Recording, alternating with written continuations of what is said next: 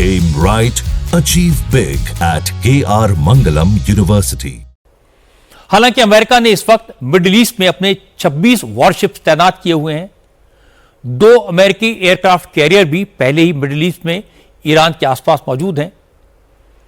America ने अपनी Pacific command से कैरियर स्ट्राइक ग्रुप USS निमिट्ज को भी मिडिल ईस्ट की तरफ रवाना कर दिया है। ये सारे कदम ईरान पर बड़े अमेरिकी अटैक की संभावना के संकेत हैं। इसी दौरान प्रेसिडेंट ट्रंप ने अपने सोशल मीडिया अकाउंट पर इजराइल में अमेरिकी राजदूत का मैसेज शेयर किया है।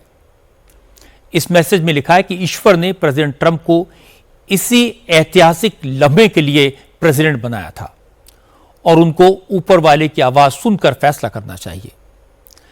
इस मैसेज को भी ईरान पर अमेरिकी हमले की तैयारी का संकेत माना जा रहा है।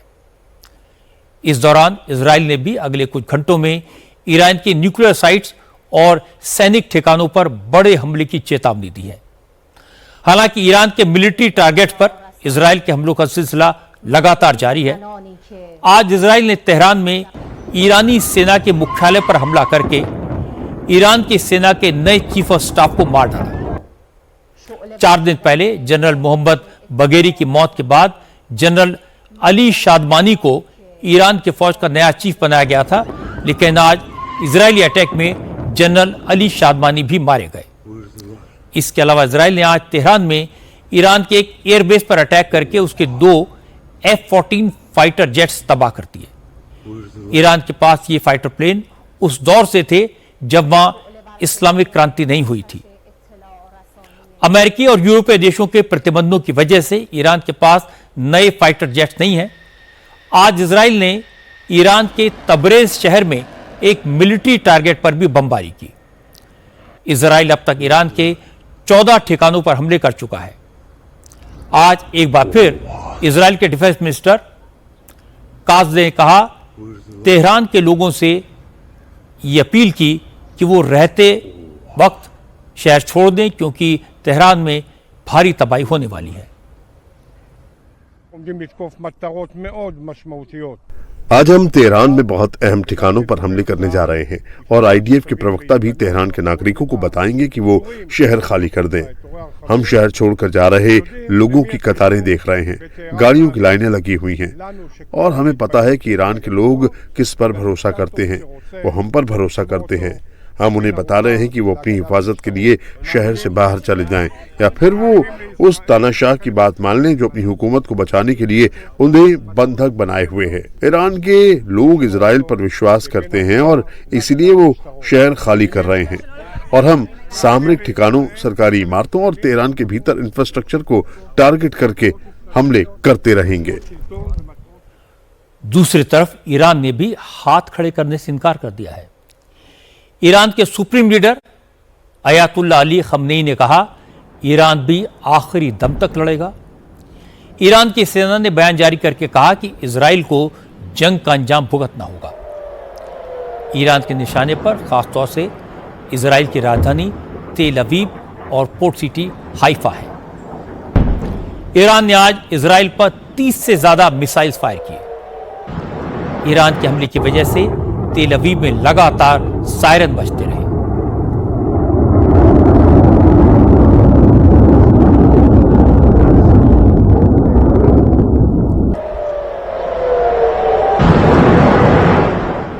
हालांकि इजराइल के एयर डिफेंस सिस्टम ने ईरान की ज्यादातर मिसाइल्स को मार गिराया, लेकिन कुछ मिसाइल्स टारगेट तक पहुंचने में कामयाब रही। इस वजह से इजराइल के हज़लिया शहर में काफी नुकसान हुआ है। ईरान की एक मिसाइल हाइफा की ऑयल रिफाइनरी पर भी गिरी, वहां आग लग गई। वहीं आज 21 अरब और इस्लामिक मुल्कों ने इजराइल के हमले के खिलाफ बयान जारी करके ईरान को सपोर्ट किया।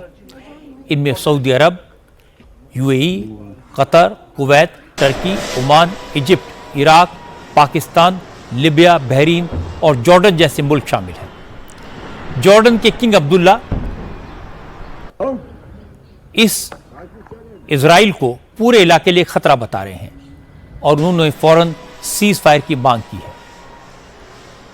If Israeli bulldozers continue अगर इसराइल के बुलडोजर फिलिस्तीनियों के घरों को, उनके जैतून के बागों और इमारतों को अवैध रूप से ढहाना जारी रखते हैं तो बहुत जल्दी वो उन चार दीवारियों को भी रौंद डालेंगे जो हमारे नैतिक व्यवहार को परिभाषित करती हैं। और अब इसराइल ने अपने आक्रामक अभियान में ईरान को भी लपेट लिया है, तो ये कहना मुश्किल हो गया है कि इस युद्ध क्षेत्र का अंत कहां जाकर होगा। और मेरे दोस्तों, ये सभी जगह मौजूद लोगों के लिए खतरा है। आखिर में इस संघर्ष को खत्म होना होगा और इसका एकमात्र तार्किक समाधान यही है कि समझौता, शांति, अंतर्राष्ट्रीय कानून और एक दूसरे को मान्यता देने का हो।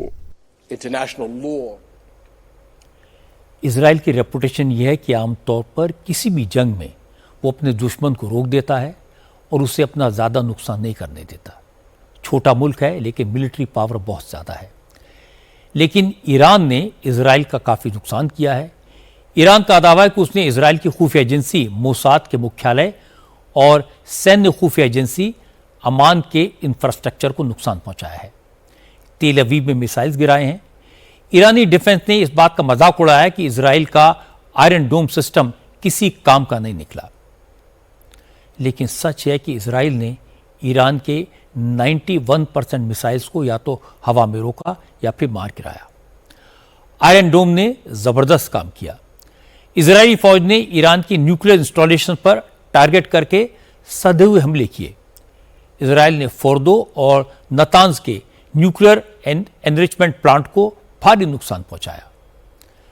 इस वक्त तेहरान के आसमान पर इजराइल का कब्जा है। अगर अमेरिका इस वॉर में इजराइल के साथ शामिल हो जाता है तो ईरान को तबाही से कोई नहीं बचा पाएगा, क्योंकि अमेरिकी फोर्सेस ने अपने जंगी जहाज़ों से ईरान को चारों तरफ से घेर लिया है। और इजराइल में अमेरिका के राजदूत ने बड़ा क्लियर कट मैसेज दिया है जब उन्होंने कहा प्रेसिडेंट ट्रंप को भगवान ने इसी हिस्टोरिकल मोमेंट के लिए प्रेसिडेंट बनाया था। इसका मतलब है अमेरिका ईरान पर एक बड़े हमले की तैयारी कर रहा है जिसका ऐलान कभी भी हो सकता है।